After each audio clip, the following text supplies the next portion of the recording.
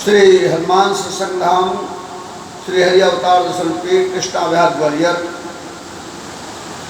नित्य का सत्संग वास्तव में मानव जीवन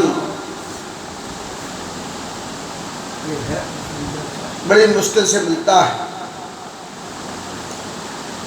और इसकी श्रेष्ठता भी विशेष है, क्योंकि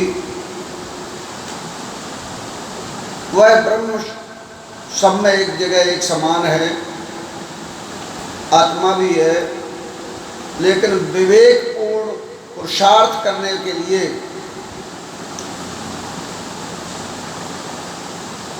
मानव जीवन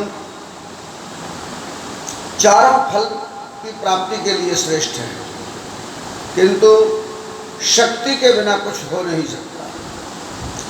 निःशक्त व्यक्तियों के लिए कितनी कठिनाई आती है इसे बताने की आवश्यकता नहीं है। हम और आप देखते हैं बहुत सारे लोग आगे बढ़ रहे हैं, उनको अब विकलांग की जगह दिव्यांग कहा गया मनोबल बढ़ाने के लिए। मैं कहना चाहता हूं शक्ति का महत्व सदुपयोग के लिए है, शक्ति का सदुपयोग हो इसकी भी आवश्यकता है, और वो विवेक मनुष्य में होता है और मनुष्य में मानवता का होता है। नहीं तो किसी को देह का अहंकार, किसी को धन का अहंकार, ये शक्तियां हैं। शरीर के अंदर भी शक्ति है, कण कण में वही परमात्मा शक्ति समाहित है, इसलिए उससे मद पैदा हो जाता है। किसी को ज्ञान का अहंकार है, लेकिन मानव जीवन में विवेकता है। और अगर मनुष्य भी जैसे शेर दहाड़ता है, और अगर मनुष्य भी ऐसे यूं ही दहाड़ने लगे शेर की तरह, तो उसे विवेकशील नहीं कहा जाएगा। शेर की तरह होना ये अच्छी बात है, ये पुरुषार्थ की दिशा के लिए श्रेष्ठ है। तब इसके लिए शक्ति का सदुपयोग के लिए सत्संग, शास्त्र चिंतन, साधु संत की संगति, परिवार के अच्छे संस्कार आइए, और पूर्व जन्म के संस्कार भी भगवत कृपा से प्राप्त होते, तब मनुष्य में मानवता आती है। भारतीय धरती पर जो लोग जन्म लेकर सनातन धर्मी उस पथ को लेकर आगे बढ़ते हैं, तो जीवन पुरुषार्थ की सार्थकता की ओर अग्रसर होता है, और सार्थक पुरुषार्थ करने से धर्म, अर्थ, काम और मोक्ष की प्राप्ति होती है, और जीव मात्र को सुखी और शांतिमय बनाने के लिए वह अग्रसर भी होता है। उसी शक्ति को, जिस शक्ति ने परात्पर परमात्मा को भी, जो शांत और शून्य थे, उनको जगाया, जागृत किया, चैतन्य किया, कौन सी वो शक्ति है?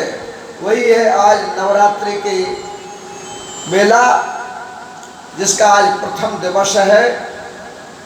भारत की संस्कृति का वह पावन हिस्सा जो घर घर में पूजा अर्चन, सेवा साधना के माध्यम से आगे बढ़ते हैं, और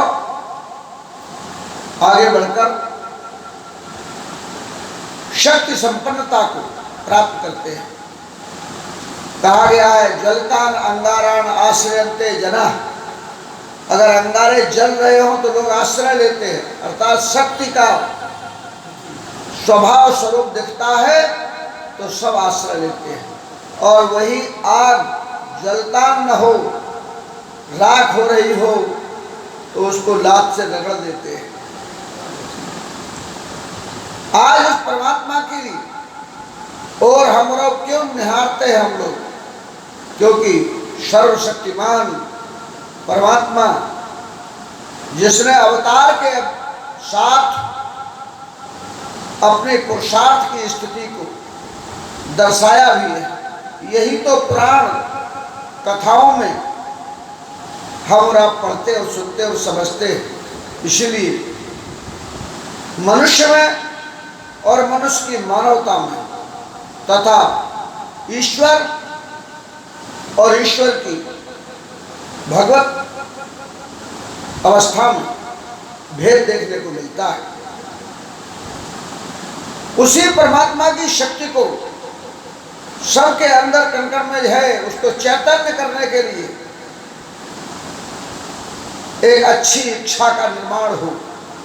सबसे पहली है जिस शक्ति ने चैतन्य अवस्था करके उस परमात्मा को ही, अगर हम सृष्टि क्रम की बात करें तो वहाँ परमात्मा को चैतन्य किया, और चैतन्यता जब आती है तब व्यक्ति के अंदर ज्ञान का स्वरूप आता है।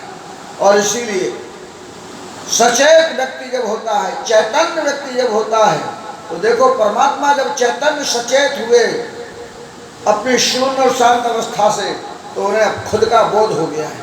हम और आप भी आज मैं कौन हूँ, कहाँ से आया हूँ, ये तमाम प्रश्न हमारे आपके जीवन में हैं और अपना बोध नहीं है। उसी परमात्मा के लिए कहा गया है कि उस परमात्मा को ज्ञान हुआ, एको हम, मैं एक हूँ। ज्ञान शक्ति उत्पन्न हो गई और फिर उसी चैतन्यता में, उसी सचेतन अवस्था में इच्छा रूपी शक्ति पैदा हुई। बहुश्यामी, बहुत हो जाऊं, और तो बहुत पुरुषार्थ किया गया, एक से अनेक होना, एक सृष्टि का सृजन होना, और उसी की माया शक्ति से सृष्टि का सृजन हुआ, और उसी भगवान की, उसी भगवती आराधनी शक्ति की के द्वारा ही संसार का सृजन, पालन और संहार करने वाली महासरस्वती, महालक्ष्मी और महाकाली की कृपा से, और त्रिदेव उन्हीं शक्तियों के ब्रह्मा विष्णु महेश के माध्यम से हम और आपके जीवन में रोजाना सृजन हो रहा है, पालन हो रहा है और संहार हो रहा है। उसी शक्ति को जानने के लिए, समझने के लिए साधना की भी आवश्यकता होती है।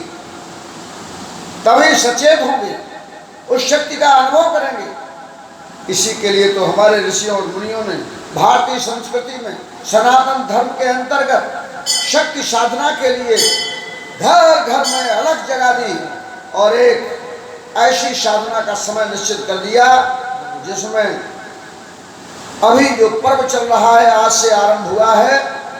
आज सबको शुभकामनाएं देता हूँ। सब सत्पर से, हनुमान सत्संग धाम से, हरि अवतार दर्शन पीठ कृष्णा विहार ग्वालियर से नित्य के सत्संग में उपस्थित सज्जनों के बीच कि घर घर में शक्ति साधना, उन तीन स्वरूपों की, महासरस्वती, महालक्ष्मी, महाकाली की आराधनी शक्ति भगवती दुर्गा की, तो कहीं पर नव दुर्गा के स्वरूप की शैलपुत्री, ब्रह्मचारिणी, चंद्रघंटा, कुष्मांडा, स्कंद माता, कात्यायनी, कालरात्रि, महागौरी, सिद्धिदात्री की आराधना लोग करते हैं।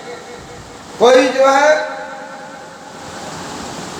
चंडी के रूप में आराधना करता है, कोई जो है महाशक्तियों के रूप में करता है, काली, तारा, महाविद्या, षोडशी, भुवनेश्वरी, सिद्धमस्ता, छिन्न विद्या, कमला, धूमावती, मातंगी। इसी प्रकार से 64 योगिनी की आराधना करते हैं। मैं कहना चाहता हूं, स्वरूप भेद के आधार पर, अपने अपनी इच्छा के आधार पर, अपनी अपनी साधना और उपासना के लिए ये अनुकूल समय हमारे ऋषियों ने बताया है। आश्विन मास, आज से शुक्ल पक्ष की प्रतिपदा से इस वर्ष की नवरात्रि के कालखंड को देखें तो वो 10 दिन की नवरात्रि है। मैं समझता हूँ घर घर में एक साथ हवन होगा। संयुक्त रूप से किसी शक्ति का अगर प्रादुर्भाव हो जाए तो भगवान की चेतना जागृत हो जाती है। इसीलिए तो तुलसीदास जी महाराज ने श्री रामचरितमानस में भी लिखा कि जब गौ माता परेशान, देवता परेशान, तो भोलेनाथ से पूछा कि प्रभु कहाँ मिलेंगे, कैसे मिलेंगे। अरे उन्होंने कहा कुछ नहीं, संयुक्त रूप से प्रार्थना करो। अगर सब प्रार्थना करेंगे तो भगवान जो है प्रेम में डूब जाते हैं। और ये विज्ञान है ये कि जो है भगवान का प्राकट्य हो जाता है। वो शब्द भी शक्ति है परमात्मा की, और वो शब्द शक्ति हमारी आपकी वाणी में भी है। शब्द शक्ति अगर वाणी सही मिल गई, वाणी अच्छी हो गई, तो वाणी से ही तो सब कुछ होता है। रामचरितमानस में इसीलिए पहला श्लोक लिखा, वर्णानाम अर्धसंगानाम रसानाम छंदसामपि मंगलानाम च कर्तारो वंदे वाणी विनायकौ। तो उन्होंने कहा एक साथ, जय जय जननायक जन सुखदायक।